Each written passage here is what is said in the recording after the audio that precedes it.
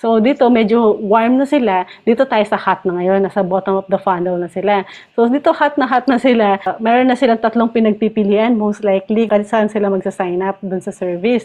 Ngayon, most likely dito yung ads ko, retargeting ads na lang. Meron na lang ako retargeting ads. And yung copy ko, may discount within 24 hours or may discount in 6 hours, mga ganon.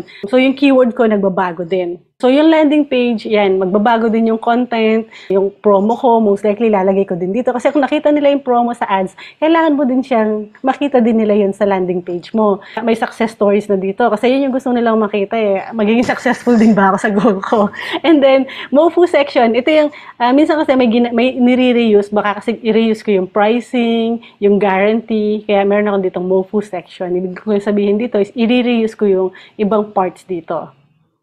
And then, meron din akong FAQ. Yung FAQ dito, most likely talks about yung objections ulit. So, pwede din siyang same ng FAQ ng Mofu mo. Depende sa business. For this particular client, no, meron din siyang email, text, at saka call campaign pagdating dito.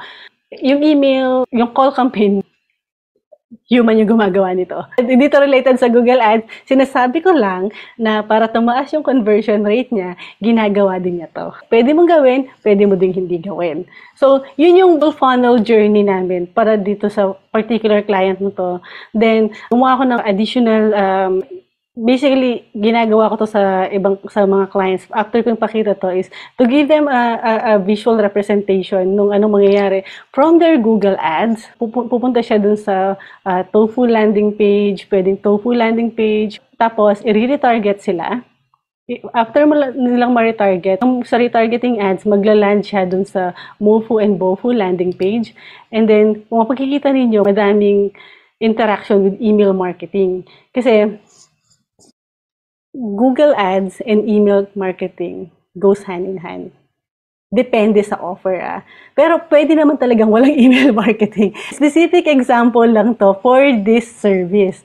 Kasi para sa kanya, naging successful sila with Google Ads plus email marketing. So, pinapakita ko lang, pero pwedeng wala.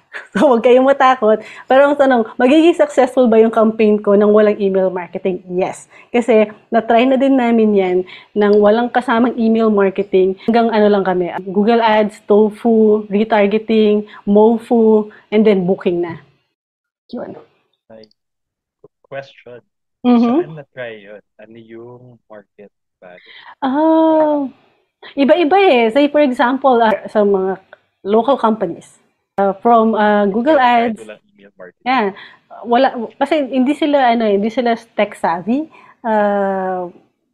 Hindi to real estate mga for example, mga client namin na general contractors. So from Tofu, retarget mo sila. Pupunta sa landing page na magbo-book sila. Either tatawag kasi sila. So that's a good example pala, no? Yung tatawag sila. Pagka yung main call to action mo is call, so syempre hindi mo makukuha yung nila, di ba? Yung email nila. So wala kang i-remarket. So yan. So yun yung isang good example na kahit walang email marketing, mag-work yung ads.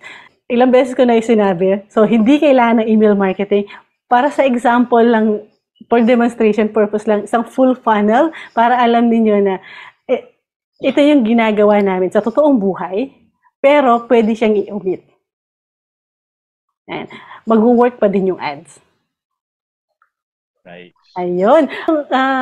So, ilalagay namin lahat ng to sa course assets, sa course materials para ma-download ninyo. So, ito na yung end ng foundational work natin.